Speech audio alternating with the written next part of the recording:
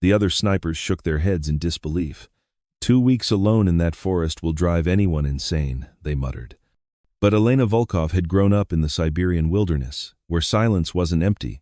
It was full of opportunities that only patient predators could hear. Staff Sergeant Elena "Ghost" Volkov was about to prove that the most isolated warrior becomes the most lethal hunter. Meet Staff Sergeant Elena Volkov, 26 years old, with ice-blue eyes that could read forest signs invisible to others, and steady hands that had learned patience from wolves and precision from necessity.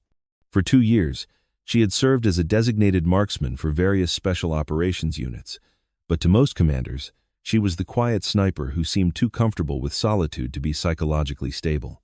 Elena's relationship with isolation was unlike anything her military colleagues could understand. While other soldiers craved companionship and constant communication, Elena found strength in silence and clarity in complete solitude.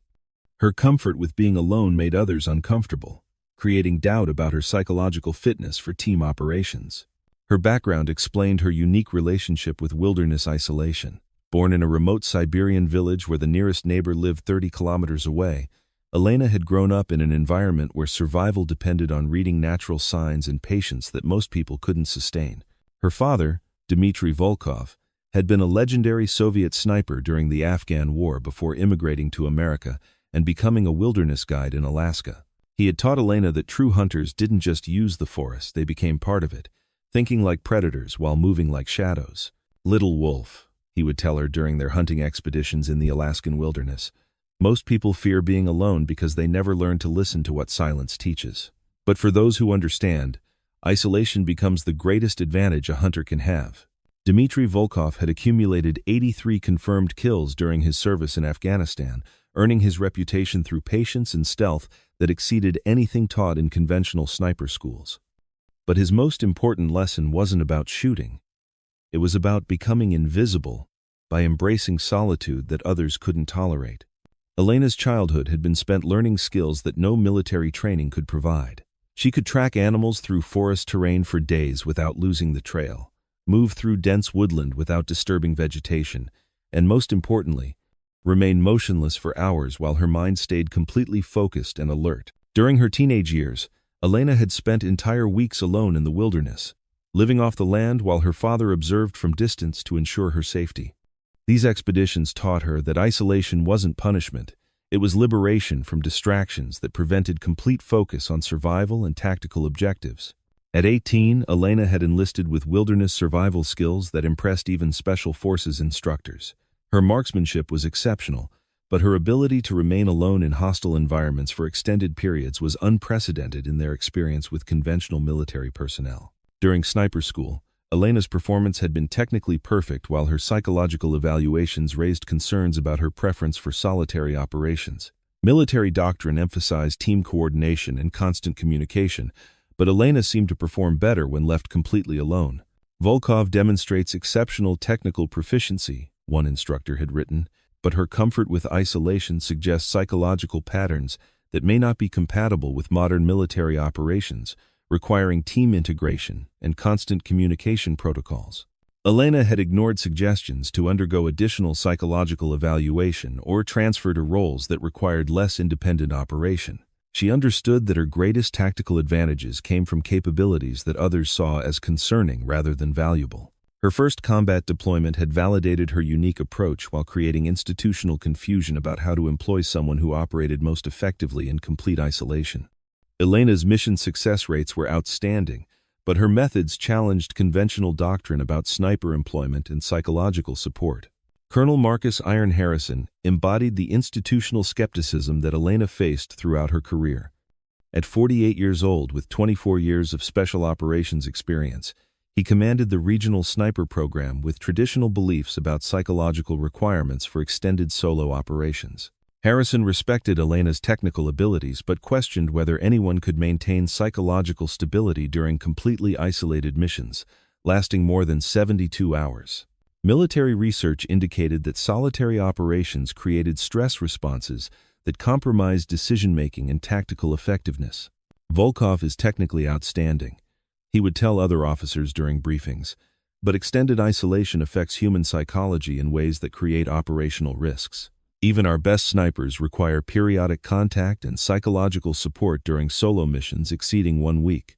Harrison's concerns weren't unfounded.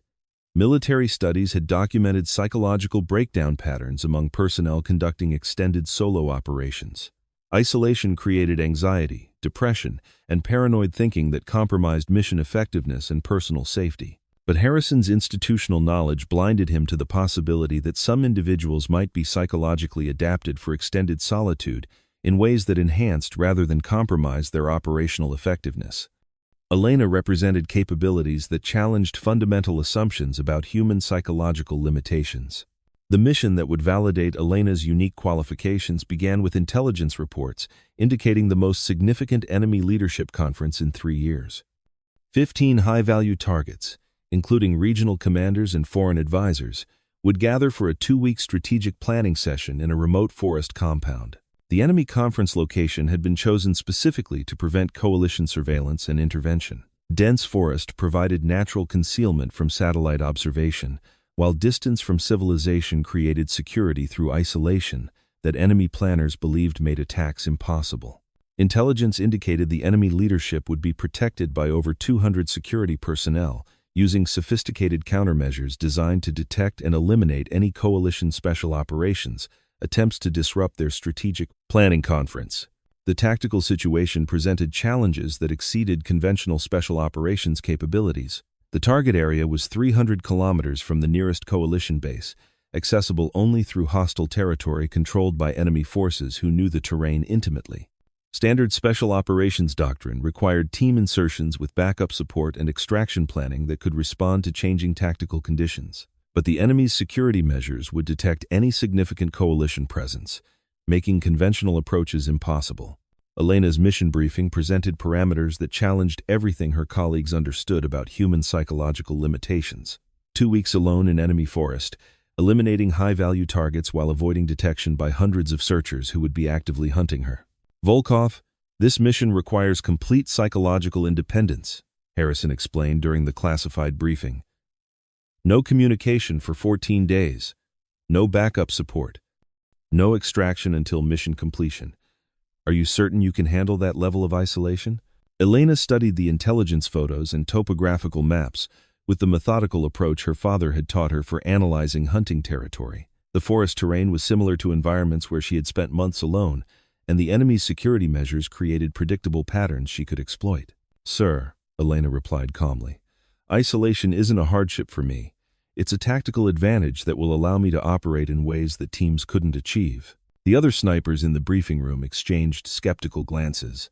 Master Sergeant Williams, with 12 years of sniper experience, had never attempted solo operations exceeding 4 days. The psychological pressure of extended isolation had defeated even elite operators during missions lasting more than 1 week. "Elena, 2 weeks is a long time to be completely alone while being hunted by hundreds of enemies," Williams said carefully. "Even the most experienced snipers need periodic contact to maintain psychological stability." Elena's response reflected years of preparation that her colleagues couldn't understand. "Sergeant, I've spent months alone in wilderness that makes this forest look comfortable. The difference is that this time, I'm hunting instead of just surviving." Harrison made the decision that would either validate innovative approaches to solo operations or result in the loss of one of his most capable snipers. "Volkov, you have the mission. Insertion in 72 hours. Elena's preparation for the mission began with equipment selection that reflected her unique operational requirements. While other snipers carried communication gear and emergency signaling devices, Elena chose equipment that prioritized stealth and self-sufficiency over contact with friendly forces. Her weapons loadout included a suppressed precision rifle with sufficient ammunition for extended engagement, but more importantly, she selected survival gear that would allow her to live comfortably in forest conditions that would challenge most military personnel. Elena's infiltration into enemy territory occurred during a moonless night that provided natural concealment for movement through terrain that enemy security forces considered impenetrable. Her wilderness skills allowed her to navigate dense forest without using navigation devices that could compromise her position. The insertion went perfectly. Elena established her base camp in terrain that provided concealment while offering multiple observation points overlooking the enemy compound. Her position was chosen using principles her father had taught her about predator behavior and territorial advantage. For the first 3 days, Elena conducted detailed surveillance of enemy security patterns while remaining completely undetected. Her patience and observational skills revealed weaknesses in their defensive measures that conventional reconnaissance would have missed. Enemy security forces were conducting regular patrols through forest areas that they believed provided complete coverage against infiltration attempts.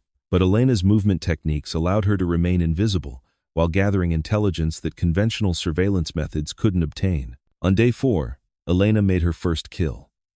Enemy Regional Commander Petrov emerged from the compound during his morning routine, providing a clear shot at 400 meters. Elena's suppressed rifle eliminated him without alerting security forces to her presence. The psychological impact of losing their regional commander created confusion among enemy leadership, while their security forces began intensive searches for threats they couldn't locate. Elena remained invisible, moving through terrain she understood better than the people who had lived there for years. Elena's second target presented greater challenges. Foreign advisor Martinez was protected by security teams who had increased their vigilance after Petrov's elimination, but Elena's patience allowed her to identify patterns in his protection that created opportunities for precision engagement. On day 6, Martinez made a tactical error that cost him his life. Elena's shot came from a position that enemy security forces hadn't considered possible, eliminating another high-value target while maintaining complete operational security. By day 8, Elena had eliminated 5 enemy commanders while enemy security forces were conducting desperate searches for threats they couldn't find. Their patrols were increasing in frequency but decreasing in effectiveness, as fear and confusion compromised their tactical discipline. Elena's psychological state remained completely stable despite isolation that would have broken most military personnel. Her comfort with solitude allowed her to maintain perfect focus, while enemy forces suffered psychological pressure from knowing they were being hunted by someone they couldn't locate. Her 7th through 10th kills occurred during the second week, as enemy leadership became increasingly desperate to identify and eliminate the invisible threat that was systematically destroying their command structure. Elena's tactics evolved with each engagement, using enemy responses to create new opportunities. On day 12, Elena eliminated the enemy's top intelligence officer during a security briefing, where leadership was discussing countermeasures against the ghost sniper who was terrorizing their conference. The psychological warfare was as devastating as the kinetic effects. Elena's final engagements came during day 14, as surviving enemy leadership attempted to evacuate the compound. Her last 3 shots eliminated commanders who believed they were escaping to safety, completing mission objectives that conventional wisdom said were impossible. When Elena emerged from the forest after 14 days of complete isolation, she found Harrison waiting at the extraction point, with an expression that mixed professional amazement with personal revelation about human psychological capabilities. "Volkov, mission report," Harrison said, studying Elena's appearance for signs of psychological stress that he expected to see after 2 weeks of complete isolation under combat conditions. Elena looked exactly as she had before, insertion calm, focused, and completely comfortable with the solitude that would have driven most people to psychological breakdown. "Sir, 13 high-value targets eliminated, enemy leadership conference terminated, no compromise of operational security." Harrison stared at Elena for a long moment, understanding that she had accomplished something that challenged fundamental assumptions about human psychological limitations and operational requirements for extended solo missions. "Elena, how did you handle 2 weeks of complete isolation while being actively hunted by hundreds of enemy personnel?" Elena's response reflected a relationship with solitude that her colleagues couldn't comprehend. "Sir, I wasn't isolated. I was in my element. The forest provided everything I needed while enemy forces provided targets that validated why I prefer working alone." The after-action reports from Elena's mission became classified case studies examined by special operations commands worldwide. Her psychological stability and tactical effectiveness during extended isolation challenged doctrinal assumptions about human limitations and solo operation parameters.